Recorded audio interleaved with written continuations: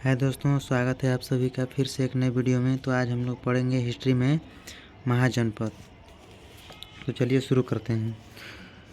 छठवीं शताब्दी ईस्वी पूर्व अखंड भारत में द्वितीय नगरीकरण प्रारंभ हो गया, जिसे महाजनपद कहते हैं। प्राचीन भारत में राज्य के प्रशासनिक इकाइयों को महाजनपद कहा जाता है। कुछ जनपदों का वर्णन उत्तरवैदिक काल से मिलता है।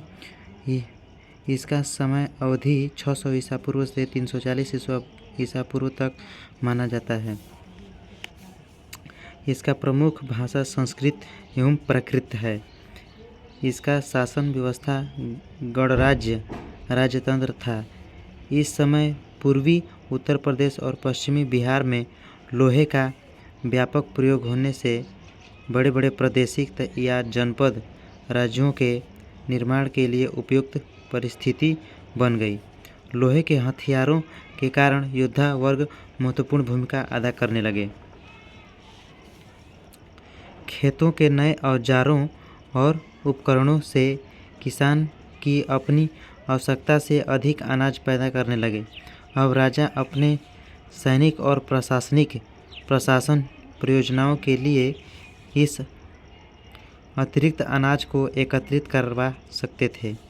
लोगों की जो प्रबल निष्ठा अपने जन या कबीले के प्रति थी, वह अपने जनपद या महाजनपद के प्रति हो गए।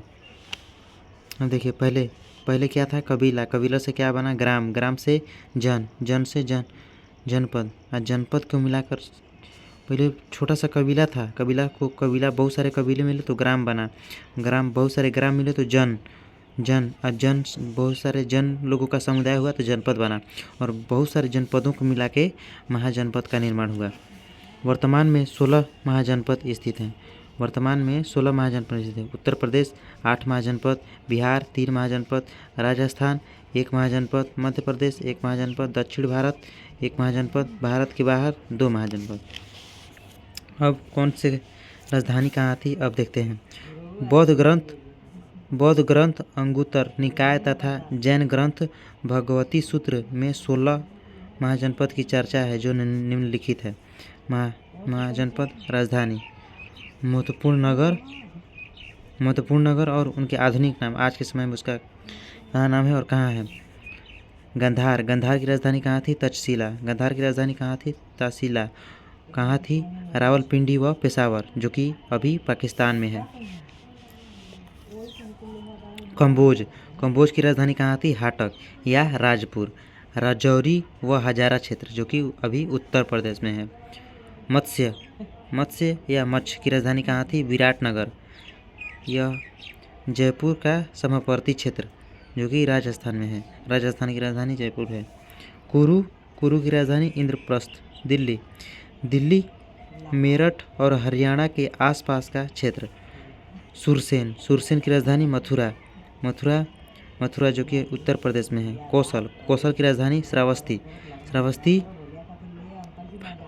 फैजाबाद, गोंडा, बहराइच, जो कि उत्तर प्रदेश में है। पांचाल की राजधानी अहिच्छत्र, कौम्पिल्य, वो जो बरेली, बदायूं, बरखुरदार, उत्तर प्रदेश। बदायूं इल्तुतमिश, जो कि मध्यकाल में बदायूं का ही जमींदार था। बदायूं का जमींदार या सरदार इल्तुतमिश था, जो कि उत्तर प्रदेश में पड़ता है। चेदी की राजधानी शक्तिमती, जो कि बुंदेलखंड उत्तर प्रदेश में अभी है। वत्स्या वंश, इसकी राजधानी कौशाम्बी। इलाहाबाद एवं मिर्ज़ापुर जिला, उत्तर प्रदेश। इलाहाबाद एवं मिर्ज़ापुर जिला, उत्तर प्रदेश। काशी की राजधानी वाराणसी के आसपास के क्षेत्र, उत्तर प्रदेश। मल कुशावती या कुशीनारा, देवरिया, उत्तर प्रदेश। अस्मक पाटन, गोदावरी नदी का दक्षिण क्षेत्र, दक्षिण भारत का एकमात्र जनपद। अवंती की राजधानी उज्जैन या माहिष्मती, जो कि वहाँ की देव सेना थी। माहिष्मती साम्राज्य का अंत करवा दिया था उसमें भलाल देव ने।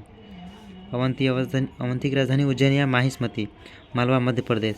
वज्जी या वृज्जी, इसकी राजधानी वैशाली, विदेह, मिथिला। वैशाली, मुजफ्फरपुर, दरभंगा जो कि बिहार में पड़ता है। अंग की राजधानी चंपा जो भागलपुर, मुंगेर बिहार में पड़ता है। मगध की राजधानी गिरिब्रिज, राजगृह जो कि पटना, गया, नालंदा बिहार में पड़ता है।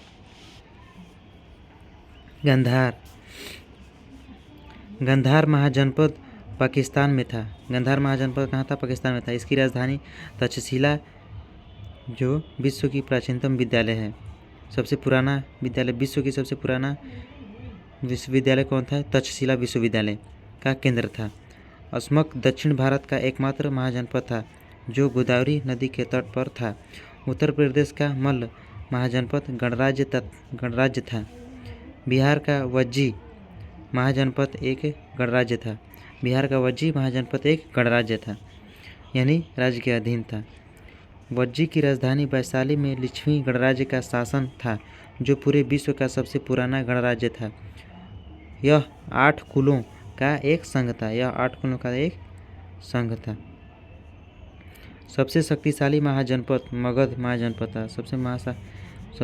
सबसे शक्तिशाली महाजनपद मगध महाजनपद था। इसके दक्षिण में विंध्याचल पर्वत, पश्चिम में सोन नदी, उत्तर में गंगा तथा पूर्व में फाल्गु जैसी नदियाँ इस महाजनपद के प्राकृतिक दुर्ग का कार्य करती हैं। राजस्थान के मरुस्थलीय क्षेत्र में स्थित एकमात्र महाजनपद मत्स्य था। चंपा का प्राचीनतम नाम मालिनी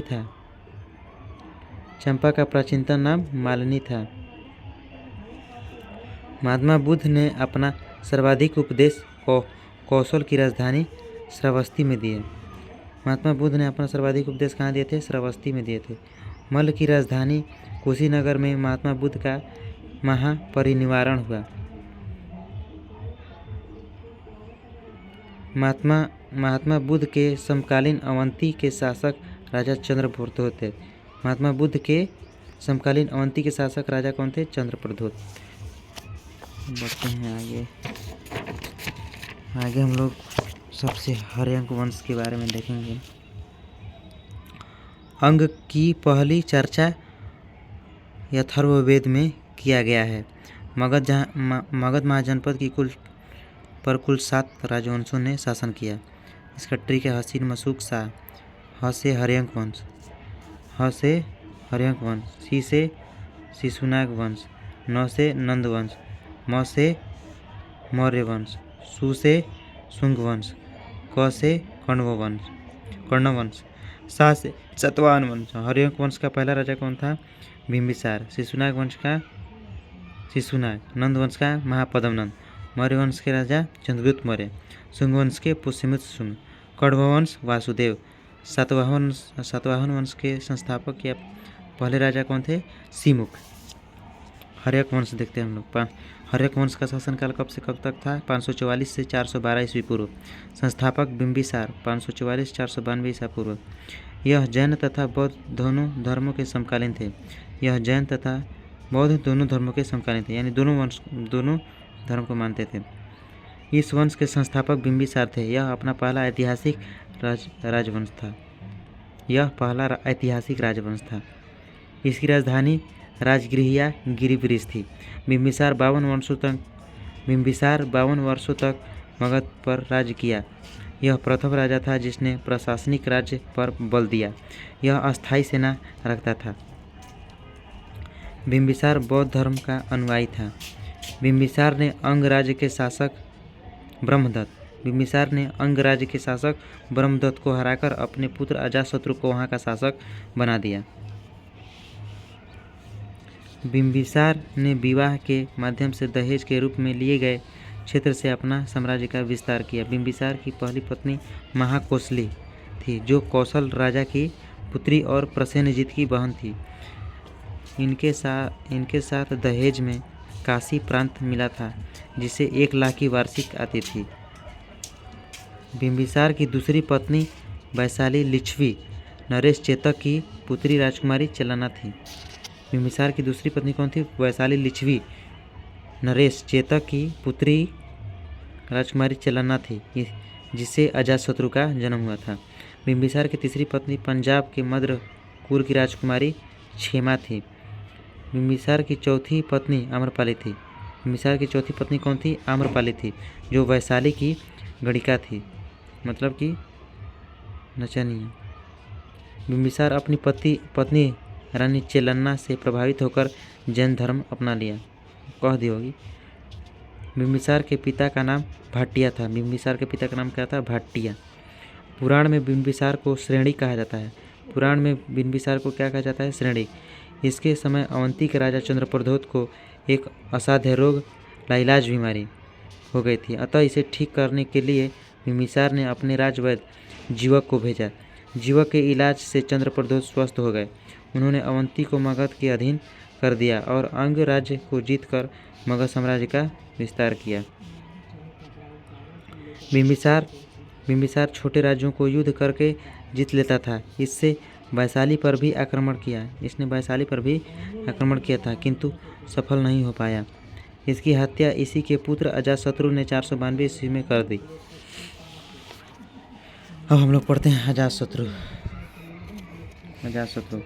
अजातशत्रु का शासनकाल कब से कब तक रहा? 492 ईसा पूर्व से 460 ईसा पूर्व तक। इसका अर्थ होता है शत्रुओं का नाश करने वाला। इसे कुड़िक भी कहते हैं। इसने अपनी पिता की हत्या कर दी थी, अतः इसे पितृहंता भी कहते हैं। यह अपने मामा प्रसेनजीत की पुत्री वजीरा से प्रेम करता था। इसने सुरक्षा की दृष्टि से राजगीर को किलाबंदी करा दी थी। राजगीर 5 पहाड़ियों से घिरा हुआ है। राजगीर कितनी पहाड़ियों से घिरा हुआ है? 5। इसके समय सबसे बड़ी घटना महात्मा बुद्ध की मृत्यु हो गई थी। तो महात्मा बुद्ध की मृत्यु किसके समय में हुई थी? तो अजातशत्रु के समय में। कोई क्वेश्चन पूछ देगा कि महात्मा बुद्ध की मृत्यु किसके शासनकाल में हुई थी? तो अजातशत्रु के शासनकाल में। इसके समय सबसे बड़ी घटना महात्मा बुद्ध की मृत्यु हो गई थी। अजातशत्रु के काल में ही सप्तर्षि गुफा में राजगीर से पहली बौद्ध संगीति हुई। इसने अपने सहयोगी वर्षकार के सहयोग से वैशाली का आक्रमण किया और उसे जीत लिया।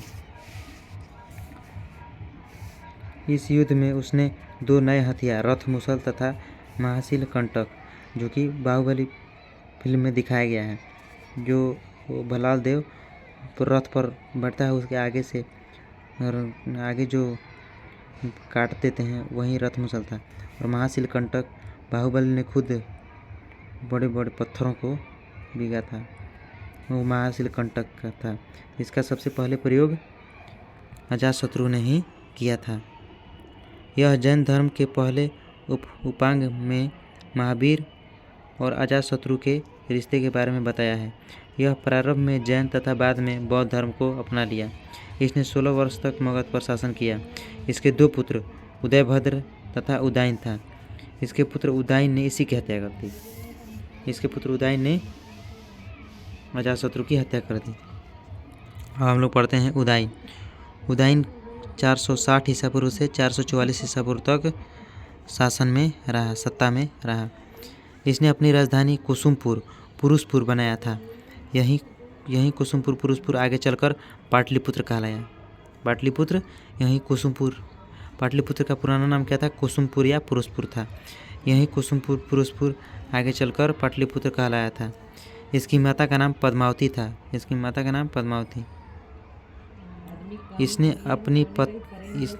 इसने अपने पिता की हत्या की थी, इसलिए बौद्ध धर्म में इसे पितृहंता कहते हैं।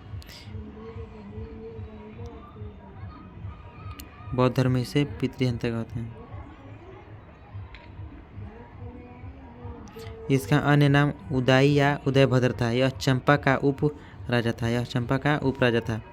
पुराणों एवं जैन ग्रंथों में के अनुसार उदयन के गंगा एवं सोन के संगम के समीप एक शहर की स्थापना की गई, जिसका नाम पाटलिपुत्र रखा गया। इसके पुत्र ने पाटलिपुत्र को पटना रख दिया। इसने अपने राजधानी में जैन चैत्य का निर्माण करवाया था। इसकी हत्या किसी अनजान व्यक्ति द्वारा चाकू से गोद कर दी गई, मतलब चाकू के प्रभाव से। उदयन का पुत्र नागदशक एक अयोग्य शासक था। इसकी हत्या इसी के सेनापति शिशुनाग ने कर दी और नया वंश शिशुनाग वंश स्थापित किया। महाभारत में यह जानकारी मिलती है कि मगध पर सबसे पहले बृहद्रथ वंश था, जिसके संस्थापक बृहद्रथ थे। इस वंश का सबसे प्रतापी शासक जरासंध था। इसकी राजधानी गिरिवृष थी। जरासंध ने अपनी साम्राज्य विस्तार पर पूरे उत्तर भारत में करना चाहते थे, पर पांडव और कृष्ण के विरोध में इसे अपने उद्देश्य में सफल नहीं होने दिया। पांडव और भीम जरासंध को पटक दिए होंगे, आप महाभारत में देखे होंगे। भीम के हाथों मल्ल युद्ध में जरासंध मारा गया। जरासंध का पुत्र उसके बाद मगध का शासक बना। रिपुंजय बृहद्रथ वंश का अंतिम शासक था। इसकी हत्या उसके मंत्री पुलिक ने कर अपने पुत्र को शासक बनाया। घाटिया नामक सामंत ने कुलिक के पुत्र की हत्या कर अपने पुत्र बिंबिसार को मगध की गद्दी पर बैठा दिया। किंतु इस वंश के बारे में ऐतिहासिक साक्ष्य बहुत ही कम है, अतः हर्यक वंश को ही पहला ऐतिहासिक वंश मानते हैं। धन्यवाद।